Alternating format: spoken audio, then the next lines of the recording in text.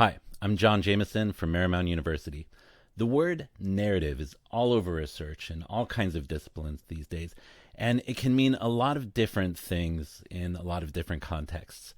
In this paper, I'm looking at narrative as a thinking style that uses story structures to make meaningful sense of complex and incomplete information and experiences. In this study in particular, I'm asking the question of where these narrative thinkers do and maybe don't fit in today's organizations. Now, since this is a recorded on-demand session, I've decided to put a little more context and backstory into this video than I might usually do for a more tightly managed conference presentation. The result, I think, gives more life to my study and to my overall findings. But if you want to skip to the good stuff, you can find all my methods and findings for just this study in the linked PDF.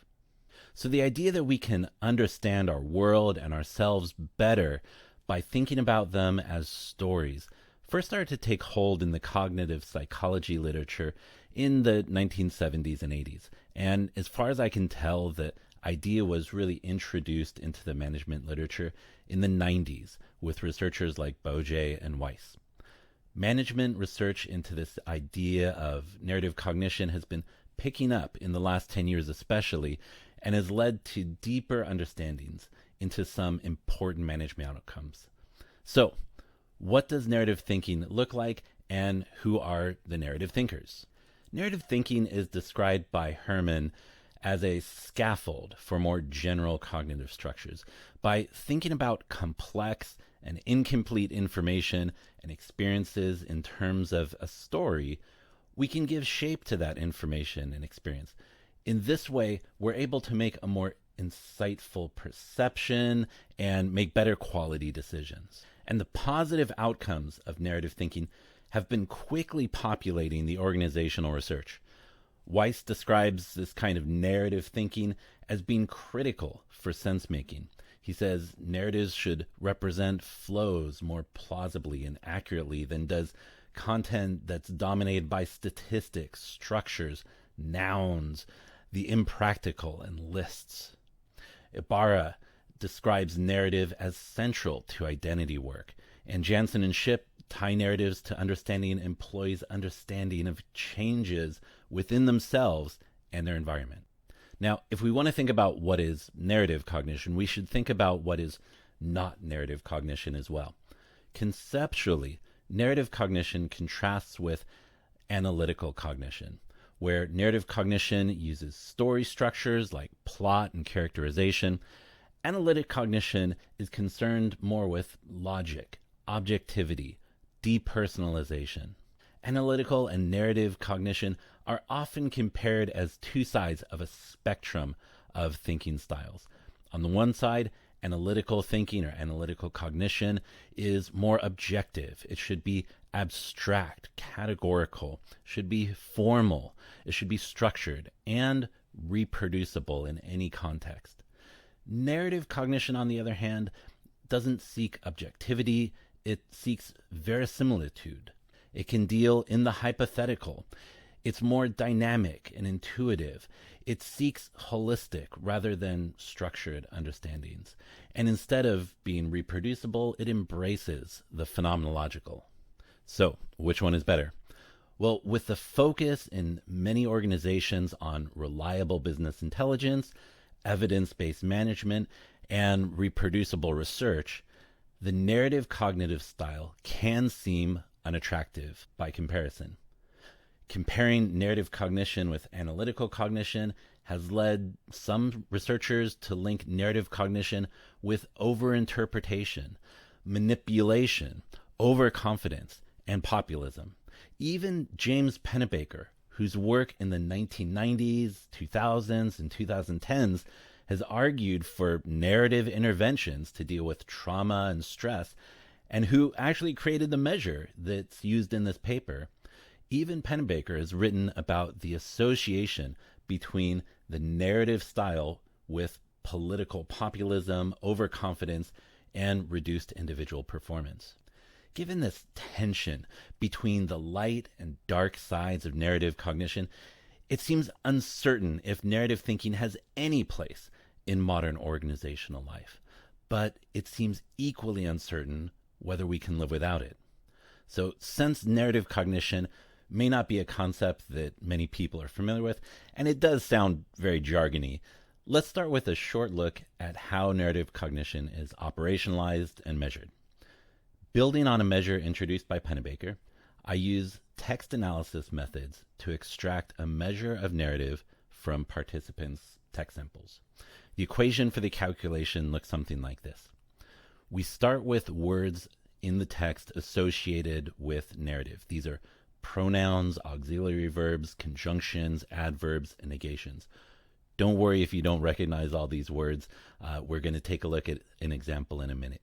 Once we tally up all the words associated with narrative, we subtract the words associated with analytic thinking. These are articles and prepositions. We divide all of that by the word count of whatever text we're looking at. The result is a proportion where a positive score means highly narrative cognition, and a low or negative score can mean highly analytical cognition. For good measure, in this study, I standardize and mean center all the results so they're a little easier to look at and interpret. So do people really vary in terms of how they describe the world with pronouns and articles and conjugations? Well, to test that, I first ran a study of about 200 MTurk participants. Each participant was shown this image on the screen of 24 numbered boxes and asked to describe the image in whatever way they liked. That's it. But the way that participants carried out these instructions showed an important distinction. First, many of the participants showed a distinctly analytical style of describing the image. In this response, for example, the participant writes a series of 24 images showing something happening in increments. There is a triangle inside a rectangle. In the first image, a triangle is stationary. After that, it moves to the top right corner of the rectangle and then breaks through the rectangle in the next image. This goes on in this vein, and you can see this is a very analytical, structured text. They're describing what is happening in each image in sequential order, only describing and only leaving it to what is shown in the image. Other participants, though, with no prompting to do so, chose to turn the triangles and circles in the image into characters and the rectangle into a setting. In this response, for example, the participant writes, "I was happy in the box, or so I thought. I was happy in the box because I didn't know anything different. One day, two strangers appeared. I had never tried to leave the box before. Maybe I would have left sooner if I knew how easy it would be. I met the strangers. I even connected with one of them, who seemed more familiar than the other." You can see in this text, this person is giving all sorts of characterization and setting to these images of squares and triangles and circles. This is a much more storied or narrative description of this same image. And that narrative style that this respondent is using shows up in our narrative measure. So what are these two styles really doing that's functionally different? And what do all of these conjugations and pronouns and articles really look like anyway? Let's look at the narrative thinking style first with a few examples. These texts are excerpts from TED Talks. I've analyzed these different texts as part of an upcoming study and picked out samples from the talks that were more narrative versus those that were more analytical. The words, the function words connected to narrative are highlighted in green in the text, and the function words associated with analytical thinking are highlighted in red. In this text, you can see almost immediately that the green text vastly overshadows the red text. Sure enough, in measurement, this text turns up as more narrative than analytic. In this first text, we see one of the most important aspects of narrative thinking, characterization, or focusing on the characters, the people involved in the events. In the same way that the participant in the early study gave characterization to triangles and squares and circles, narrative thinking tries to understand the people involved in a situation by probing their motivations, experiences, and perceptions. Narrative thinking also tries to imbue information and events with a plot. Jansen and Shipp in their research look into how employees' perception of fit in their organization evolves over time as the employees create a plot structure to the otherwise scattered and seemingly random workplace events they experience. And by charting the plot through their past experiences at work, these employees are then able to project their story into a future to imagine how their fit story will progress over the next year or 5 years or 10 years, and thereby judge whether to stay or leave their organization. So if narrative cognition is the language of characters and plot, analytic thinking is the language of annals and chronicles. It lists events and orders data, but it doesn't project any plot onto them. It doesn't give a reason why events progress the way that they did, doesn't look for themes that carry throughout, or a moral to the story. Those things may be attached by some other reader to the text, but the analytical thinker is not looking at events as a story, merely as annals or chronicles. One of the fundamental arguments for analytical thinking is its tendency towards objectivity. A text like this one shown here has no characters, and it doesn't want to be swayed by anyone's motivations or perceptions. Analytical thinking seeks to lay out the facts as they're known without venturing into why questions or what if questions. Finally, analytical thinking is the language of abstraction. Analytic thinking tends to stray away from the particular.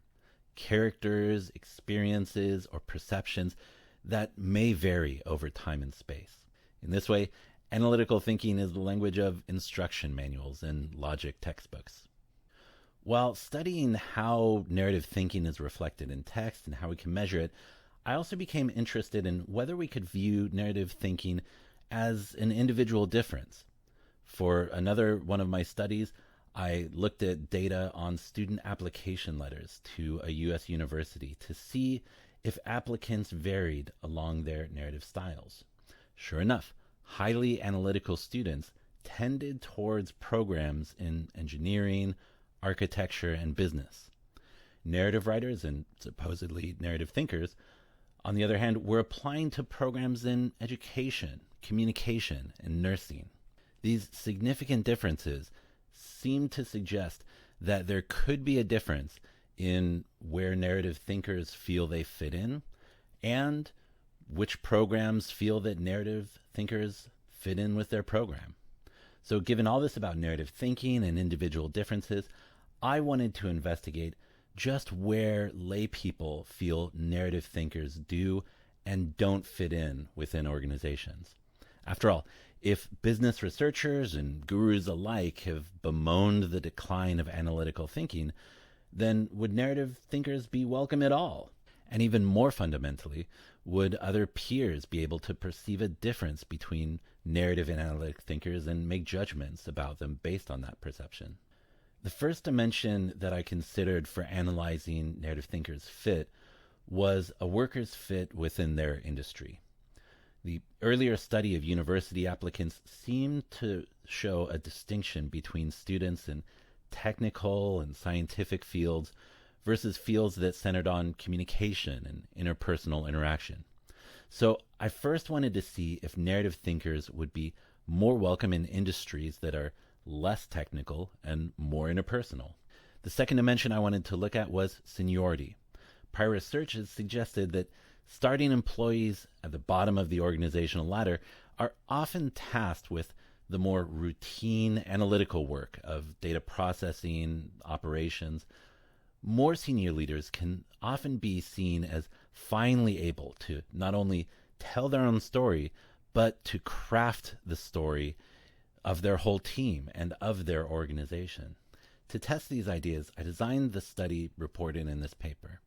The purpose of the study was to experimentally test the perceived fit of narrative job applicants based on the job's industry and seniority. We had 284 participants who were asked to evaluate 4 job applicants each based on their responses to an essay question. Participants were given one of 4 job descriptions to evaluate their 4 candidates. Job descriptions were split, as you see here, by industry, either engineering or communication, and by seniority, either high or low.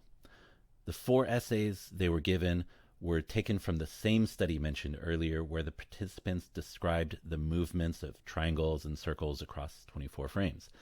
The essays used from that study were among either the most narrative or most analytical responses, and every evaluator for this study saw all 4 essays. The essays used were intentionally removed from the everyday organizational context to avoid spillover of perceptions about a person's actual work or performance. After reading each essay, participants were given 3 measures to evaluate their perception of the fit between the job description and the candidate who'd written the essay. Their evaluation was based solely on the essay that the candidate had submitted, presumably being either highly narrative or highly analytical, and no other information about the candidate was given. So here we have the results. In the communication industry, participants didn't find a significant difference between applicants who were analytic or narrative thinkers for jobs in the communication industry. This went against my hypothesizing, where I suspected that narrative thinkers would be more welcome and more accepted for communication positions. For engineering jobs, on the other hand, we do see a significant difference between analytic and narrative thinkers and their perceived fit with engineering jobs. As hypothesized, analytic thinkers were seen as much more fit for jobs in this kind of engineering, technical STEM industry. What about seniority? Well, again, contrary to hypothesizing, analytic and narrative thinkers were seen as more or less comparable for senior positions.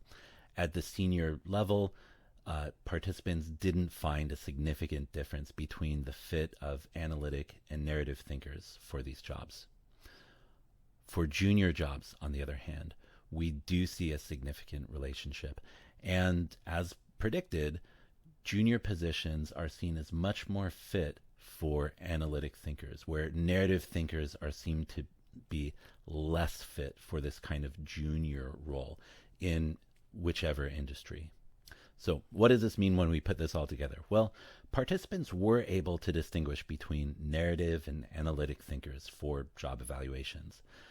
And participants actually evaluated analytic thinkers more favorably overall, as we might have expected.